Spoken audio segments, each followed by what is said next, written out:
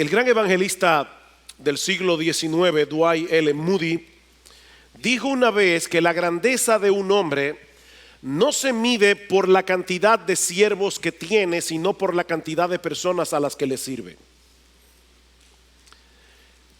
Si sonó rápido, déjeme decírselo otra vez. La grandeza de un hombre no se mide por la cantidad de siervos que tiene, sino por la cantidad de personas a las que le sirve. En otras palabras, la verdadera grandeza no consiste en ser servido, la verdadera grandeza consiste en servir. Moody dijo también en otra ocasión que se puede ser demasiado grande para servir a Dios, pero nunca demasiado pequeño. Y obviamente lo que él quiere decir en una forma irónica es que Dios se agrada en hacer visible su poder y su gloria a través de aquellos que reconocen su propia pequeñez, su propia debilidad y están dispuestos a asumir el papel de siervos. Esa es una ley inquebrantable del reino de los cielos. El que se enaltece será humillado, el que se humilla será enaltecido. Ahora, yo estoy seguro que todos aquí estamos completamente de acuerdo con esta idea a nivel conceptual. De hecho, yo creo que la mayoría de las personas en el mundo, sean cristianas o no, suelen padecer de una extraña alergia contra el orgullo de los demás. Hay una alergia contra el orgullo del otro. Eso produce roncha, es peor que el Zika. Eso. Ahora, una cosa es aceptar la veracidad de esta declaración: el que se enaltece será humillado, el que se humilla será enaltecido, y todos decimos amén, eso es verdad. Otra muy distinta es vivir conforme a esa regla. Es vivir conforme a ese principio. De ahí la enorme importancia del pasaje que vamos a estudiar en esta mañana en nuestra serie consecutiva en el Evangelio de Marcos. Les pido por favor que vayan conmigo a Marcos capítulo 9, versículos 30 al 37. Y mis hermanos, todos aquí necesitamos prestar atención a la enseñanza que está encerrada en este pasaje. Todos nosotros necesitamos hoy orar al Señor que nos dé corazones dispuestos para recibir, para aplicar su palabra. Déjenme hacerles una pregunta extraña por la respuesta. La pregunta no es extraña, la respuesta sí lo es. ¿Deben los cristianos, escuchen bien esta pregunta, deben los cristianos aspirar a los mejores puestos en el reino de Dios? Bueno, lo que nos enseña Jesús en este pasaje es que sí. Sí, los cristianos debemos aspirar los mejores puestos. Esa es la respuesta que el Señor nos da en este pasaje. Si realmente tú eres cristiano, debes ambicionar la verdadera grandeza. Eso debe ser una ambición en tu vida, la verdadera grandeza. Y la verdadera grandeza es aquella que es ejemplificada por Jesús, que no vino para ser servido, sino para servir y para dar su vida por la salvación de su pueblo. Vean conmigo la primera parte de este pasaje, versículos 30 al 32, que hemos titulado La humillación y exaltación de nuestro Señor Jesucristo. Dice en el versículo 30: saliendo de allí iban pasando por Galilea, y él no quería que nadie lo supiera, porque enseñaba a sus discípulos y les decía: el Hijo del Hombre será entregado en manos de los hombres y le matarán, y después de muerto a los 3 días resucitará. Pero ellos no entendían lo que él decía y tenían miedo de preguntarle. El Señor está aquí instruyendo de manera particular a los discípulos. Le está aislándose de la multitud, se está enfocando en estos últimos 6 meses de su ministerio, se está enfocando de manera particular en los discípulos. Y esta es la segunda ocasión en esta sección del Evangelio en que el Señor les anuncia previamente su muerte y su resurrección. Y debemos notar que en ambos casos el anuncio sigue un patrón muy similar. El primero ocurre en Marcos capítulo 8, versículo 31, inmediatamente después de que Pedro confesara en Cesarea de Filipo. Recuerdan que Jesús era el Cristo, el Hijo del Dios viviente. Y en ese momento Jesús no solamente acepta que Pedro tiene razón, sino que le dice: bienaventurado eres, Simón, hijo de Jonás, porque eso no te lo reveló carne ni sangre, sino mi Padre que está en los cielos. Sí, yo soy el Cristo, yo soy el Hijo del Dios viviente. Pero inmediatamente después, en el versículo 31 de Marcos 8, dice: comenzó a enseñarles que el Hijo del Hombre debía padecer muchas cosas y ser rechazado por los ancianos, los principales sacerdotes y los escribas, y ser muerto y después de 3 días resucitar. Ese era un contraste que los discípulos no podían asimilar de ninguna manera. ¿Cómo es posible que Jesús acepte que Él es el Mesías, que Él es el Cristo, el Hijo del Dios viviente, y que al mismo tiempo diga que Él tiene que padecer y morir? Eso no parece tener ningún sentido. De ahí la reacción de Pedro en Marcos 8:32. Dice que Él les decía estas palabras claramente, pero Pedro le llevó aparte y comenzó a reprenderle. Y por si acaso, porque el pobre Pedro siempre se lleva, ¿verdad?, todas las cosas por desbocado. Yo no creo de ninguna manera que Pedro haya sido el único que estuviera cuestionándose estas cosas.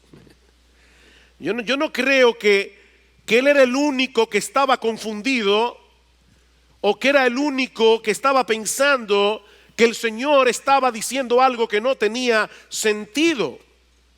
Yo creo que la única diferencia entre Pedro y los demás apóstoles es que los otros no se atrevían a decir lo que probablemente estaban pensando, pero Pedro sí. El segundo anuncio de su muerte es el que nosotros encontramos en el texto que estamos estudiando hoy. El tercer anuncio se encuentra en Marcos capítulo 10, versículo 32. Y yo, a propósito, quiero que ustedes vayan sobre estos pasajes. Marcos capítulo 10, versículo 32. E iban por el camino subiendo a Jerusalén, y Jesús iba delante de ellos, y estaban perplejos, y los que le seguían tenían miedo.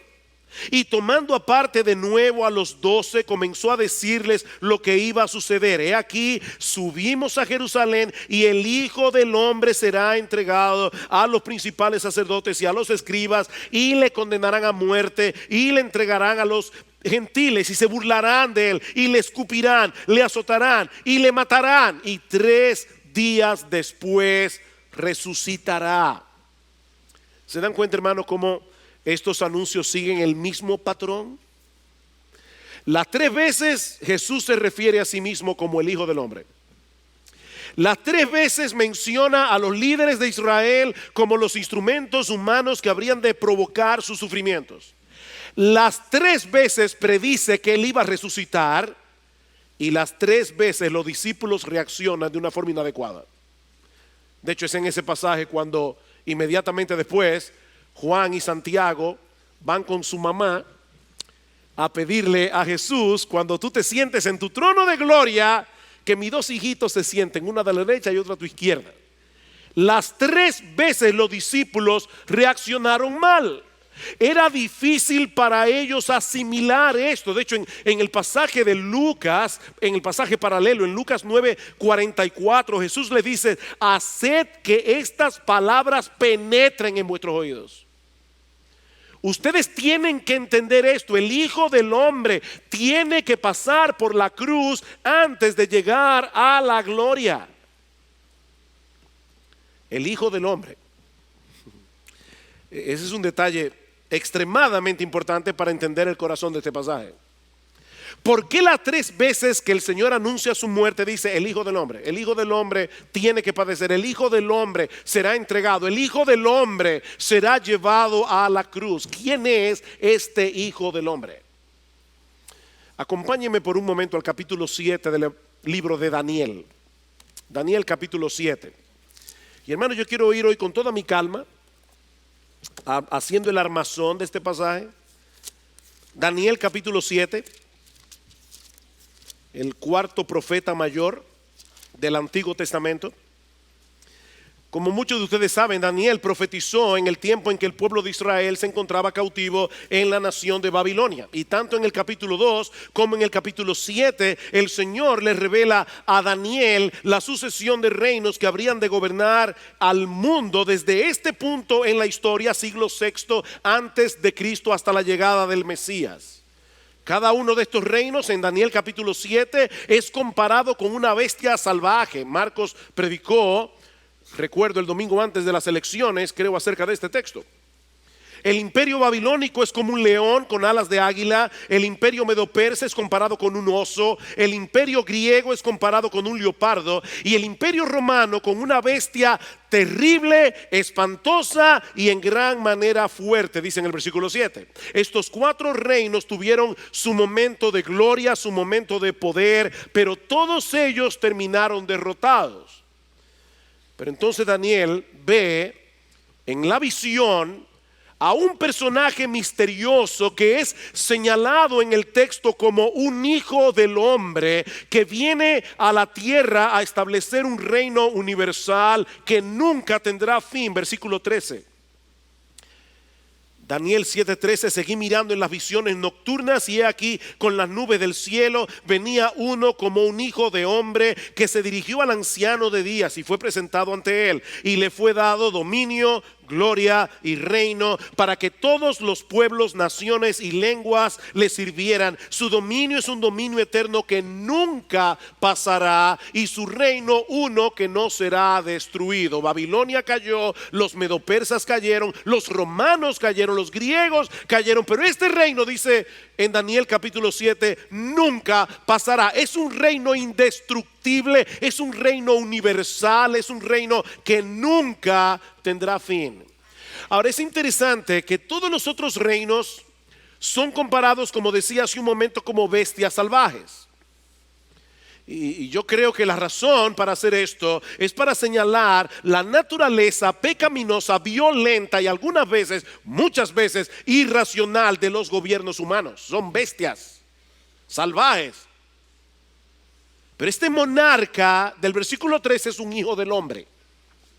Este monarca del versículo 3 es un ser racional que recibe su autoridad directamente de Dios. Es un hijo del hombre que viene a establecer un reino de justicia y de paz, un reino que nunca será destruido. Ahora, en la época de Jesús, todos los rabinos interpretaban ese texto de Daniel como una referencia al Mesías. Y aquí precisamente es donde entra el problema de los discípulos. ¿Cómo es posible que Jesús se atribuya a sí mismo el título de Hijo del Hombre, diciendo claramente que Él es ese personaje del que habló Daniel, al que Dios le dio autoridad sobre todos los reinos de la tierra, que viene a establecer un reino universal, un reino eterno? ¿Cómo es posible que Jesús se identifique a sí mismo como el Hijo del Hombre y al mismo tiempo diga que Él tiene que morir?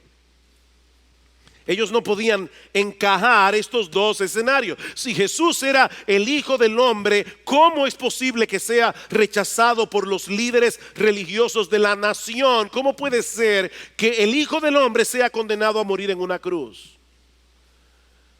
Ellos no habían entendido todavía que este monarca que viene con la autoridad del cielo es completamente distinto a todos los demás poderes y autoridades de la tierra, porque este es un rey que voluntariamente se hace siervo para salvar a los suyos muriendo en su lugar. Este es un Mesías que gana perdiendo. Mis hermanos, esta idea es tan importante. Nosotros seguimos a un Salvador que salva muriendo. Nosotros seguimos a un Salvador que gana perdiendo, voluntariamente. Sí, Jesucristo es Rey de Reyes, Él es Señor de Señores, pero Él tuvo que atravesar primero por el camino de la humillación antes de llegar al trono de la exaltación. Y mis hermanos, nunca nos cansaremos de decir esto, tanto para Cristo como para los cristianos. Primero viene la cruz, luego viene la gloria. Primero la cruz, luego la gloria. No puede ser al revés. El camino de la humillación precede al camino de la exaltación. Y Marcos dice, volviendo al texto de Marcos 9, que los discípulos oyen esto y dice que le tenían miedo a preguntar. Versículo 32. Los discípulos eran bastante preguntones. Si ustedes leen los evangelios se van a dar cuenta de eso. Ellos preguntaban bastante. Sin embargo, aquí dice que ellos tenían miedo de preguntar. ¿Por qué ese temor? Bueno, Marcos no lo dice, pero yo sospecho que ellos tenían temor de preguntar porque no querían escuchar la respuesta. Yo creo que eso es lo que sugiere la siguiente escena, que yo he titulado la autoexaltación de los discípulos. Ya vimos la humillación y exaltación de Cristo. Él va a morir y luego resucitar. Veamos ahora en segundo lugar la autoexaltación de los discípulos. Versículo 33. Y llegaron a Capernaum. Ellos iban por el camino desde Cesarea de Filipo, son unas 20 o 30 millas. Y estando ya en la casa, les preguntaba: ¿qué discutíais por el camino? Pero ellos guardaron silencio, porque en el camino habían discutido entre sí quién de ellos era el mayor. Esta es la última visita de Jesús a la ciudad de Capernaum. Durante casi todo su ministerio en la región de Galilea, Él había establecido allí su cuartel general. Esa etapa estaba a punto de concluir para dirigirse a la región de Judea, como vemos en Marcos capítulo 10. El ministerio de Jesús en Galilea había sido muy intenso ministerialmente hablando, pero en Capernaum siempre Él había encontrado un lugar donde retirarse a solas con sus discípulos, no solo para descansar, sino también para seguir entrenándolos en privado. Así que es muy probable, mis hermanos, que mientras iban camino a Capernaum y probablemente a la casa de Pedro, en el corazón de Jesús hubiera una mezcla de nostalgia por un lado, con la expectativa del rechazo y el sufrimiento extremo que habría de sufrir en Jerusalén 6 meses después. El corazón de Jesús estaba cargado. De hecho, Marcos da a entender que Jesús iba caminando solo, separado de los discípulos. De ahí la pregunta del versículo 33: ¿qué era lo que ustedes estaban discutiendo en el camino? Jesús no iba con ellos. Y yo me imagino a los discípulos, ¿qué era lo que ustedes estaban discutiendo? Los discípulos estaban tan absortos en sí mismos que ellos eran incapaces de conectar su propia historia con lo que Jesús acaba de anunciarles acerca de sus propios padecimientos en la cruz. Y se estaban disputando los primeros lugares del reino. Impresionante. Miren, mis hermanos, si esto no fuera lo suficientemente serio, yo diría que es patéticamente chistoso. Estos hombres estaban discutiendo quién de ellos era el mayor. Y sin ser dogmático, yo creo que esa es en parte la razón por la que ellos no podían entender las enseñanzas de Jesús en este momento. Sus delirios de grandeza le habían cerrado el entendimiento. Jesús estaba hablando, pero ellos no podían entender, porque Él estaba hablando del sufrimiento y ellos estaban soñando con la gloria. Imagínate a un individuo que va al médico. Hay personas, a nadie nos gusta estar enfermos, pero hay personas que son obsesivas con el tema de la salud. Ahora, imagínate una persona que va al médico rechazando con todas sus fuerzas la idea de que pueda estar enfermo. Él es un obseso con estar saludable y de repente el médico le dice: lo siento mucho, usted tiene un cáncer terminal, a lo sumo le doy 6 meses de vida. Pero mientras el médico habla, él estaba en ese momento soñando despierto con un doctorado que él tiene planes de hacer en Harvard por 4 años.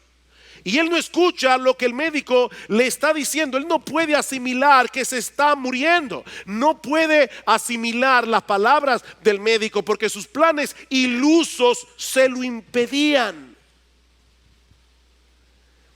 Y ¿saben qué, mis hermanos? Yo tengo la sospecha de que muchas personas que acuden a las iglesias tienen el mismo problema, incluyendo muchos que profesan ser cristianos.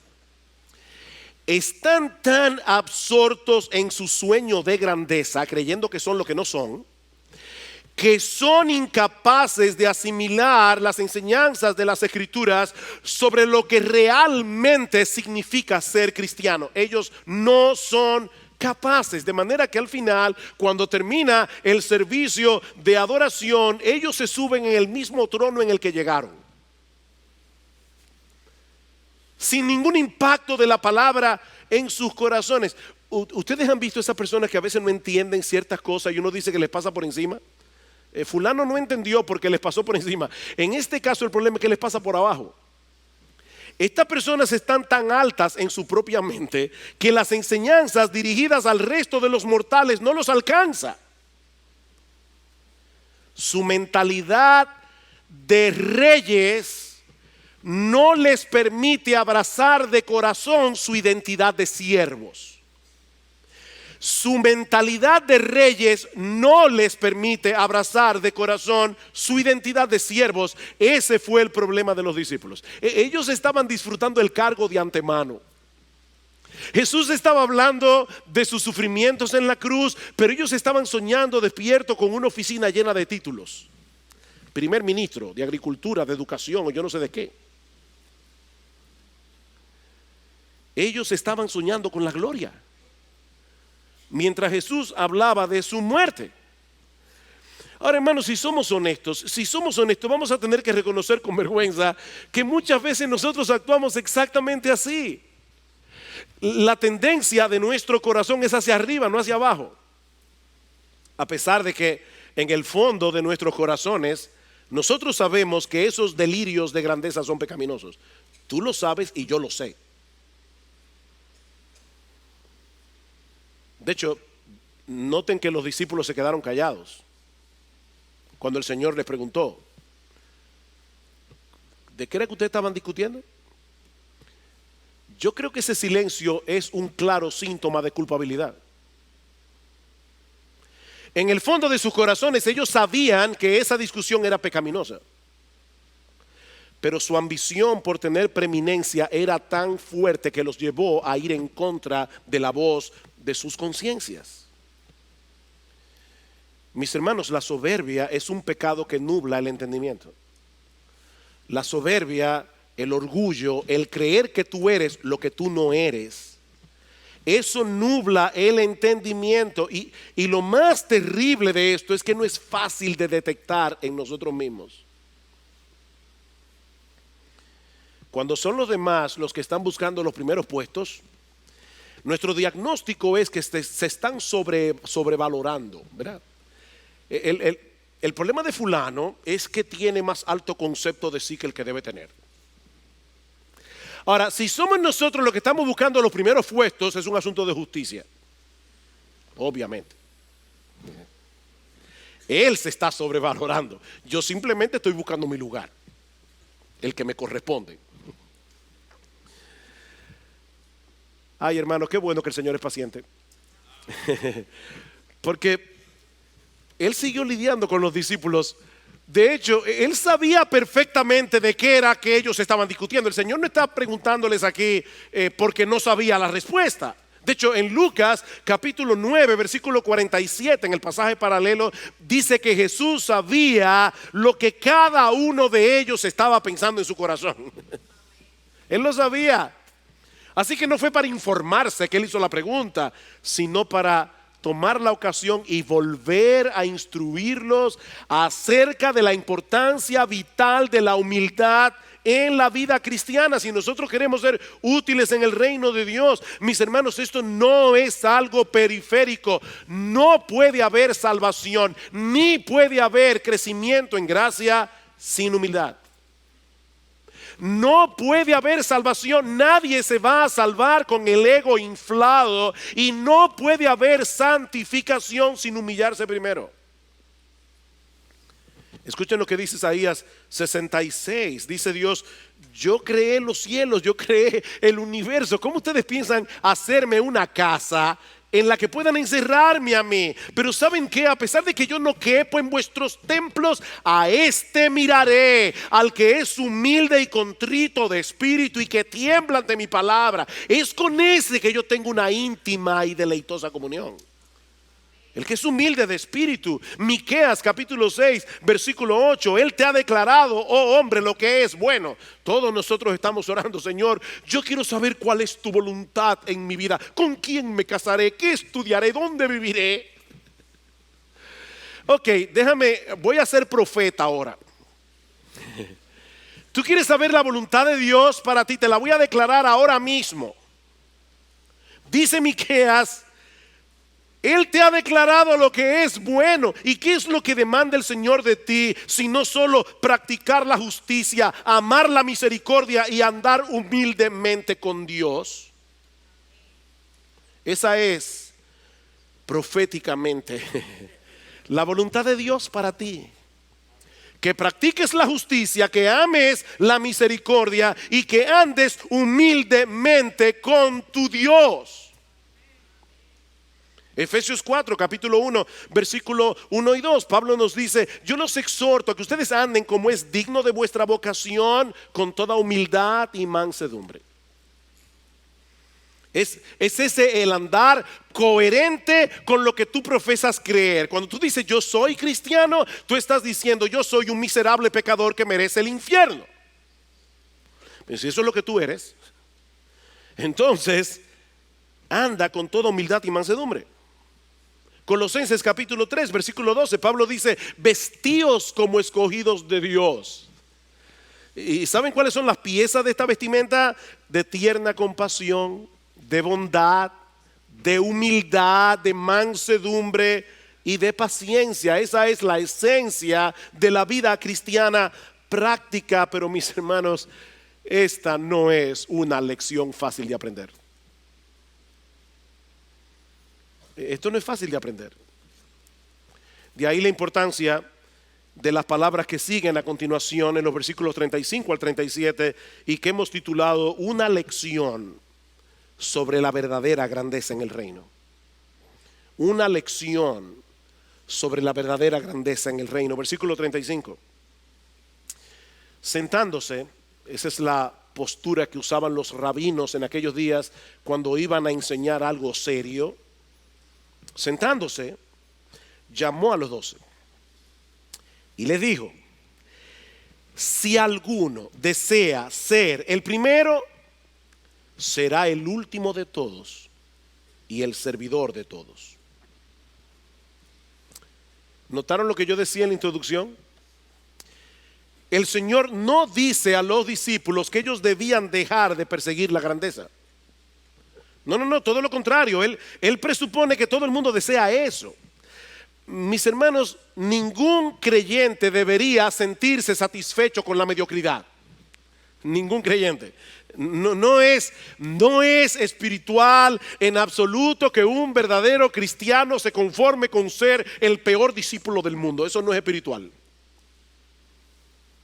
No, mis hermanos, como seguidores de Cristo debemos ser ambiciosos. Y yo sé que eso puede sonar extraño al oído de muchos, pero eso es lo que nosotros vemos en el Nuevo Testamento una y otra vez. Pablo dice en 1 Corintios capítulo 9 versículo 24: ¿no sabéis que los que corren en el estadio todos en verdad corren, pero solo uno obtiene el premio? Corred de tal manera que lo obtengáis. Vamos a aterrizar eso. Si tú eres miembro de Iglesia Bíblica del Señor Jesucristo, Pablo te está diciendo: vive tu vida cristiana delante de todos los 640, yo no sé cuántos miembros que tiene esta iglesia ahora por el bautismo que hubo. Llega primero, corre de tal manera, pon todas tus energías para tú llegar primero. Eso es lo que Pablo está diciendo.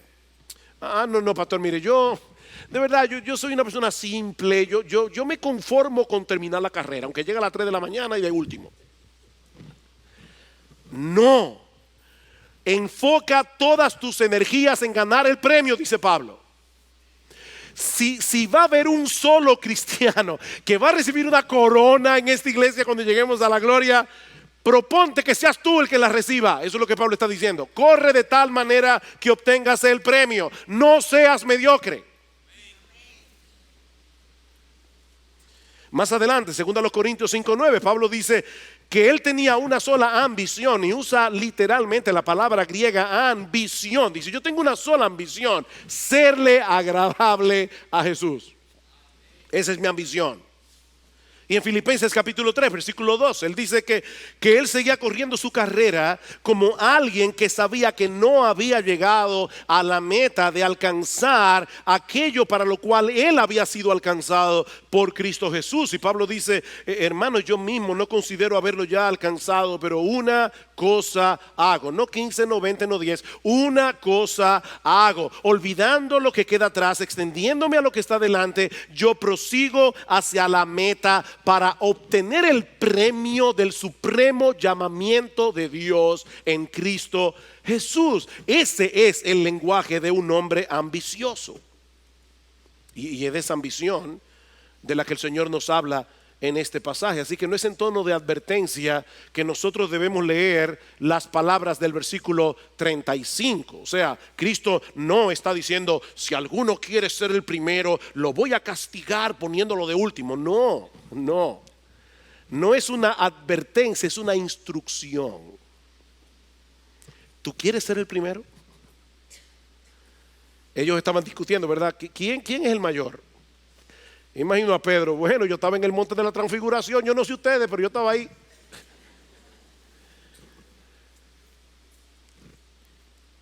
¿Tú quieres ser el primero? Qué bueno, dice Jesús. Todos mis discípulos deberían desear eso. Pero la forma de alcanzar esa meta en mis dominios es muy diferente a la metodología del mundo.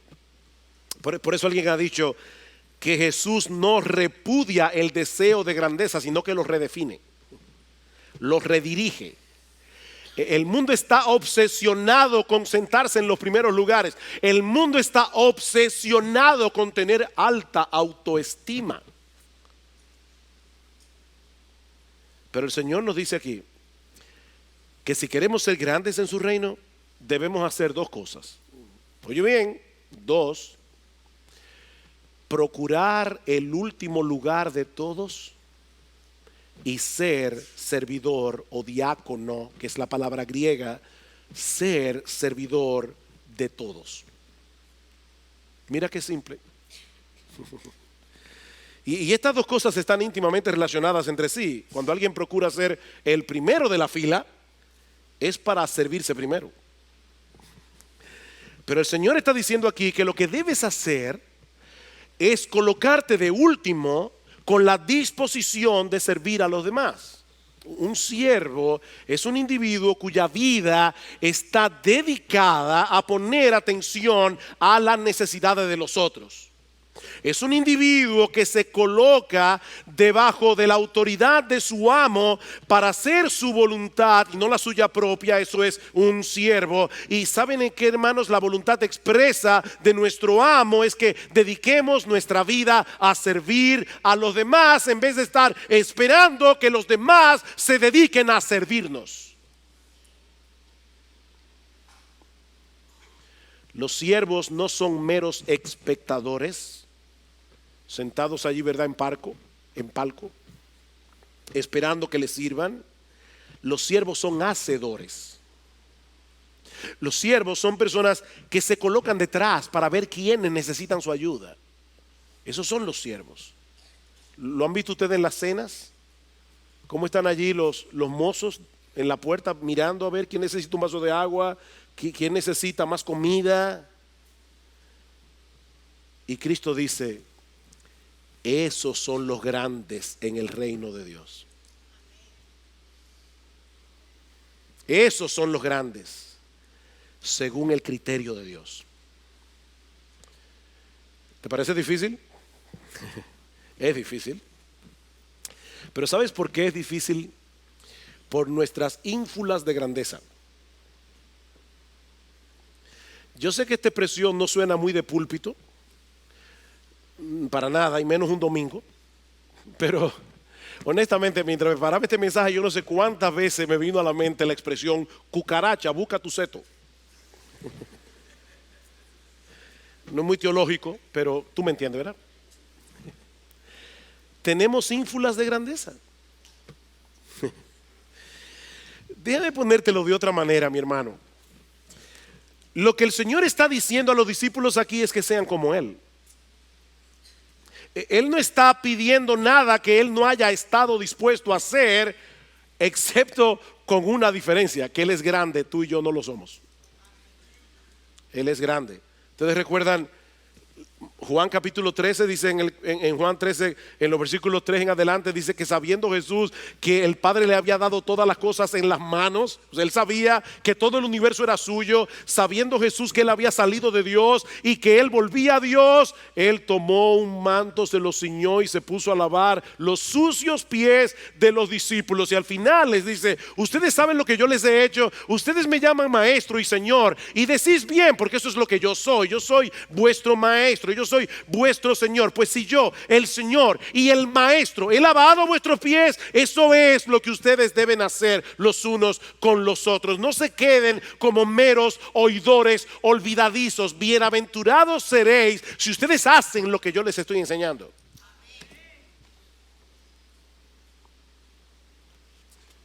Y noten un pequeño pero importante detalle en el capítulo 9 de Marcos.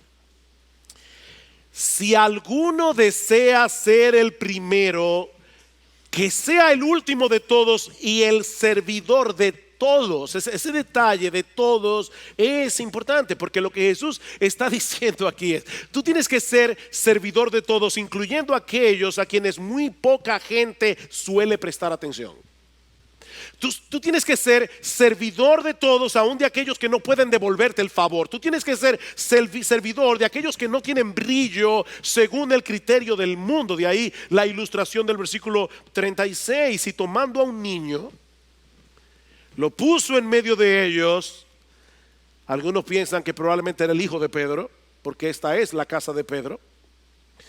Muy probablemente, tomando a un niño, lo puso en medio de ellos y tomándole en sus brazos le dijo: el que reciba a un niño como este en mi nombre, a mí me recibe, y el que me recibe a mí, no me recibe a mí, sino a aquel que me envió. O no solo me recibe a mí, sino también al Padre.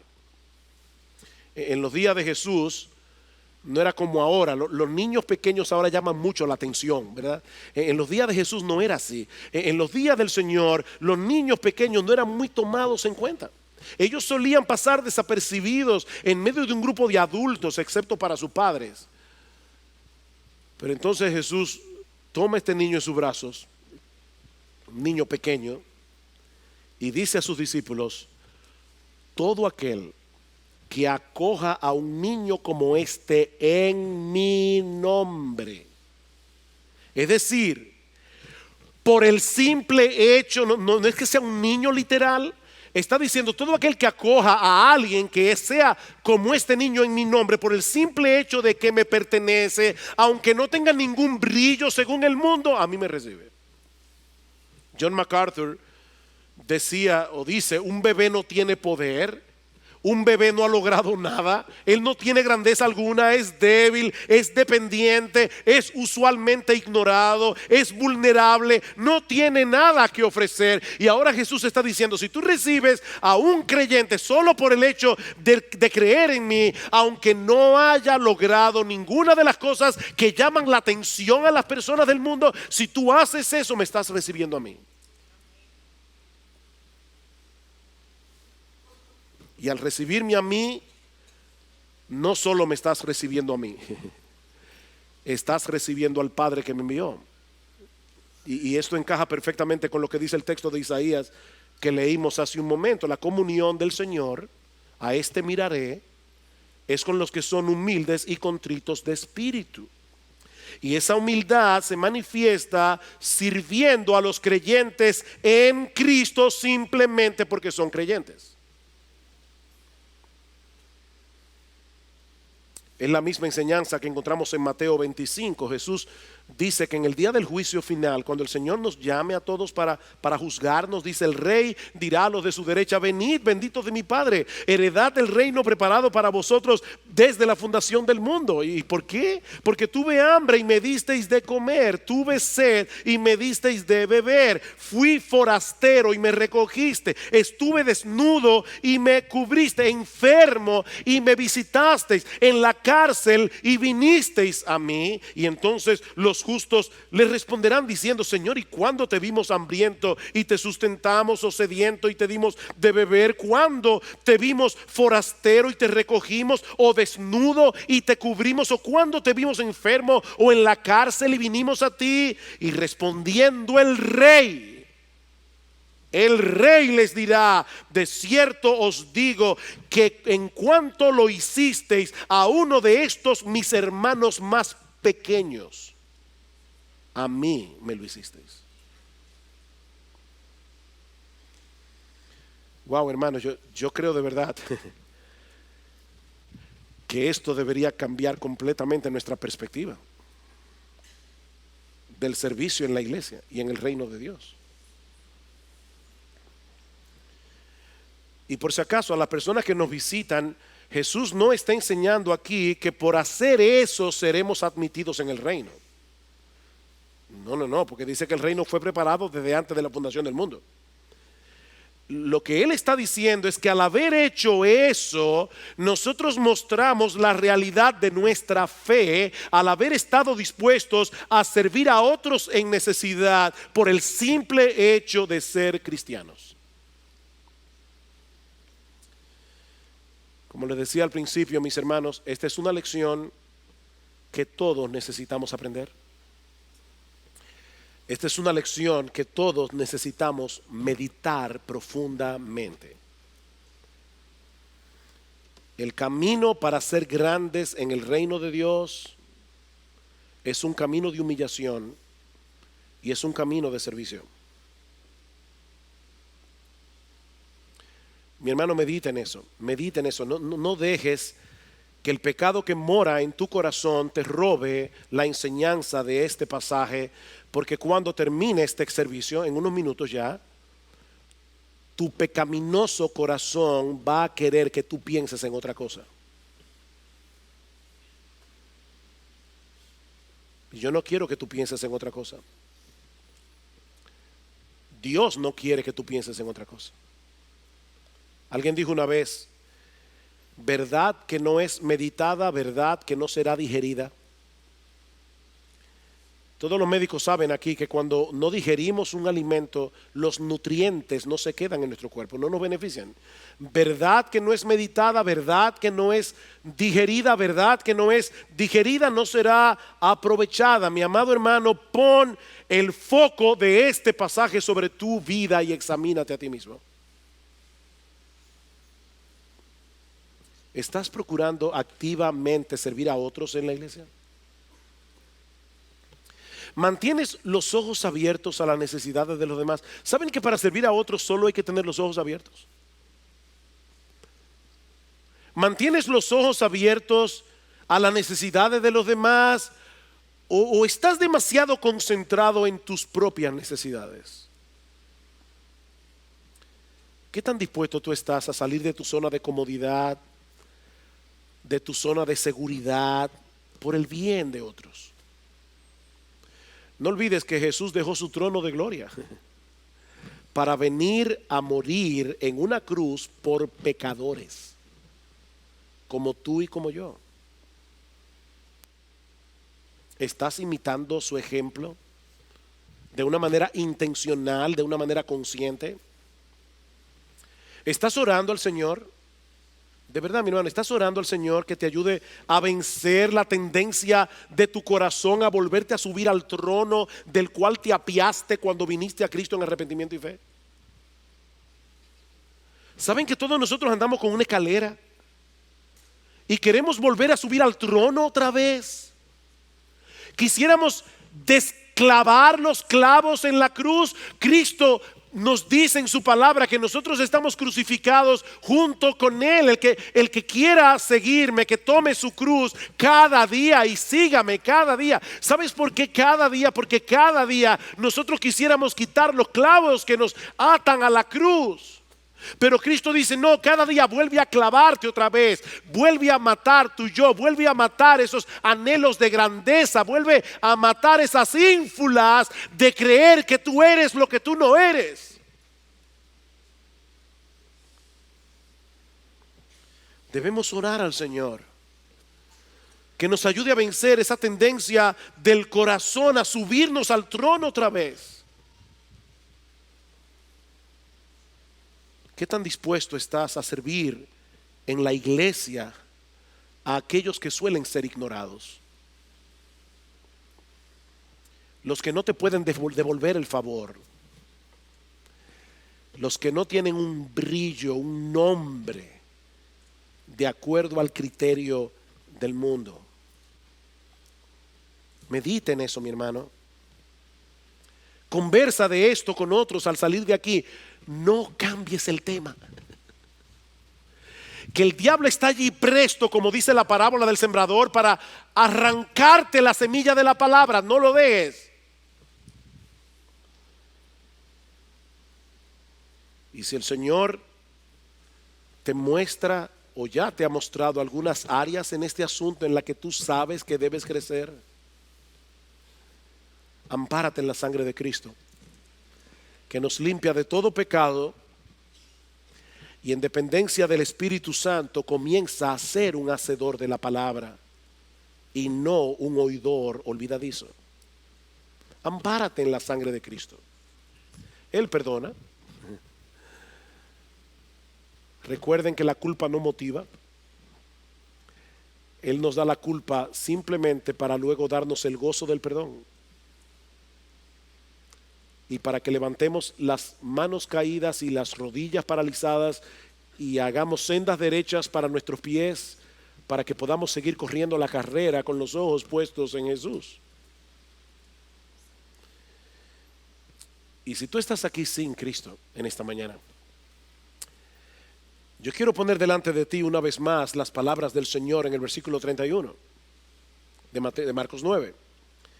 El Hijo del Hombre tuvo que morir en una cruz porque no había otro medio de satisfacer la justicia de Dios por causa de nuestros pecados. Él tenía que morir en nuestro lugar. El justo tuvo que morir por los injustos para poder llevarnos a Dios. Y ahora, mi amigo, Él te ofrece libre, gratuitamente, el perdón de todos tus pecados, el don de la vida eterna si tú vienes a Él en arrepentimiento y fe. Así es que comienza este camino de humillación para ti. Reconociendo tu propia indignidad, reconociendo que no hay nada en ti que te haga merecedor del cielo y aceptando humildemente el regalo de salvación que Dios nos ha dado en Cristo para todos los que creen en Él. Mi amigo, no abandones este lugar sentado en el trono en el que llegaste. No sigas haciendo castillos en el aire. Ocupa tu lugar de pecador, pero ocupa tu lugar de pecador arrepentido, sabiendo que todo aquel que se enaltece será humillado, el que se humilla será enaltecido.